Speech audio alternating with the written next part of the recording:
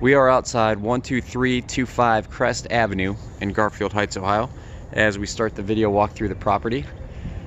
First thing to discuss would be the roof. It's an older shingle, but there's ample life remaining in the roof. I'd say the shingles may be 10, 12, or maybe even 15 years on the high end, but they're in really good condition. I'd say the roofing system has at least 10 years of life left in it. The only thing really noteworthy is it looks like there may have been some repairs, just a mismatched shingle above this valley here, which is kind of typical. Probably some wind damage over the years. I'm going to spin around here. I did want to discuss the driveway apron. You see it's asphalt, which matches the street. The home's driveway itself is concrete, so I believe this apron here may be the responsibility of the city, but it is worth noting because it has began to deteriorate and kind of alligator crack in some areas. So going back to the home, as I mentioned, the driveway is concrete. It's in really good condition. There have been a few repairs done over the years, but sort of typical settling cracks, and the repairs look adequate. I would just recommend that you keep up with that. To get the side of the home here. We're gonna head around back. We'll go through the garage last. It's in good shape, and the roof there is newer than the roof on the main home, maybe by a few years, so it's in really good condition. Shot at the back of the property.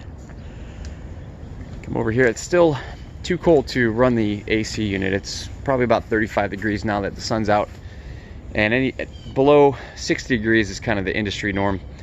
It can crack the compressor if I run that unit, so I'll have to note that in the report and just ask that you inquire with the seller to ensure it was functional. The unit itself is 20 years old. Typically they last about 20 or 25 years, so that will be noted as a marginal finding in the report as well. Going along the side of the house here.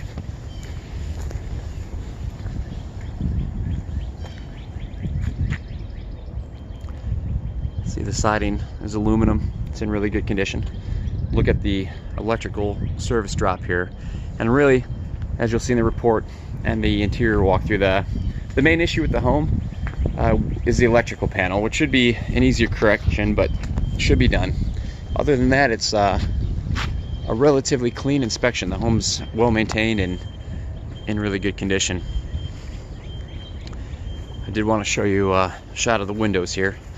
They are an older wood awning style window, including the large picture window here. It's actually 3 separate windows. There were a few issues to note, which I'll discuss in the interior. Mostly failed thermal seals, and these upper awning windows here have been painted shut, so should be improved. And as I mentioned, we're gonna check the garage out here. The garage does have really nice electrical power. It's been installed professionally, but the overhead garage door opener has been removed, so at the moment it's just a manual door opener. But as I mentioned, all the electrical is in protective conduit, really nicely done. It has ground fault circuit protection, which if is not present, I do recommend that always. And then just a quick pan of the structure here. For a building this age, it's it's aged well, it's structurally sound, and it's not really any issues with this garage. And as we come back here, I did just want to show you a quick shot of the roof. As I mentioned, it's a little bit newer than the main home. You have a 3-tab on the home, and it's a dimensional shingle here. There was one thing I did note, was this this branch here. You'll see has been trimmed quite a bit, but it does overhang the garage, so no immediate needs to address anything there, but it would be good to be proactive with something like this to avoid a larger issue. So with that, I'm gonna head to the interior of the home, start in the basement, and kind of retrace my steps as I went through. Okay, now I'm inside the home at the base of the basement steps. As we start the walkthrough of the interior, I always start and kind of retrace my steps. The first thing you'll notice, it looks like a dry basement. The foundation's in really good condition. And we'll go around here. The home has had electricity added to the basement space, and as you'll see, it's all new Romex wiring here, so that's good. The home does have some knob and tube, which is the original wiring, which I'll discuss when we come to the electrical panel in the opposite corner of the room. But again, you can see the block is very clean, in very good condition. We're going to come over here, and the first really important thing to note is the water main here, as you can see, is disconnected. So there is no plumbing service to the home right now, which obviously prevents my ability to inspect the plumbing throughout the home. As you'll see in the report, the best I could do for today is to note that, and I'll have to figure out a time with the broker to return to complete that part of the inspection. See, there is no washer or dryer present, but it is set up for an electric dryer. A smaller issue here is, by modern safety standards, this outlet, which the washing machine will plug into, should be GFCI, ground fault protected. Now we see the electrical panel here. Above here, this black ground wiring is the knob and tube, which I mentioned earlier, and that's just the original wiring. There's nothing problematic with it on its own, and the home does have the proper configuration of outlets throughout. But I did want to discuss the electrical panel itself. There's a few issues with it. One being, as you'll see here, the main breaker is only 50 amps. It appears by the wiring coming into the home to be 100 amp service, and also the red wire here at the top of the panel, these two lugs, that's servicing the electric range in the kitchen. There's an outlet there, even though there's no range present, and so that circuit does not have a proper breaker. So I'm guessing just by the configuration of the panel itself could potentially need to be switched out. This is more of like a sub panel type design. So as you'll see in the report, it's just I recommend further evaluation by a licensed electrician. We'll come around. See, there's been some plumbing repair. Some new PVC drain pipes have been added with a proper clean out. The furnace is in really good condition. It's only 3 or 4 years old. It's circa 2017, so that's another plus there. And we'll come around to the rest of the mechanicals here. The water heater's on the older side. I believe it was 2007. It's in good condition. There was another smaller issue here though.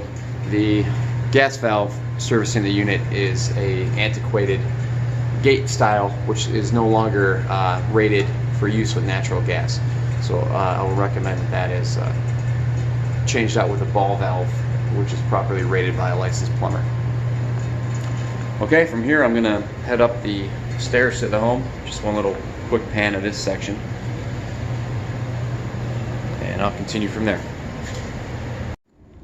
Okay, now we're just inside the front door to the home, stepping into the living room as we start the main living space of the home. As you'll see as we go through, the interior is very clean. It's a really nicely maintained home. Kind of pan over here. And as I mentioned, in the basement section with the knob and tube wiring, you do have the proper configuration of outlets. You have the 2-prong outlets, which is the, that's to the current electrical code. Step through the hallway here. Look at the first bedroom. It's a good sized room. And I did want to discuss the windows here. You can see they're older wood, what they call awning style windows. They open outward like this, and you'll see some of them are just dirty. A few do have failed thermal seals, which I'll identify those locations in the body of the report. This particular window across from us is one of them, but they're functional. A few of the living room windows have been painted shut too, so that should be improved. So there's 2 bedrooms on this floor. So we come into the rear bedroom. This was another window seal that had gone bad here. quick pan. This is the smaller of the 2 bedrooms. Look at the bathroom. There's new vinyl floor. That's in the kitchen as well. Original porcelain tub with the fiberglass surround. And we're just going to pan into the kitchen here. Again, you look at the vinyl flooring. Cabinets. And again, with the knob and tube, you do have the ground fault protected outlets throughout the home where they're needed. And the home itself here is set up for either a gas or electric stove and range. And as you'll see, there are no appliances present. All right, I'm going to shut this down and head upstairs and finish the video. Okay, so apologize for cutting the video, but I happen to be getting a phone call from the listing agent. So I'm going to head upstairs now and just finish the interior walkthrough. Again, you see this area of the home has been completely converted to finished living space.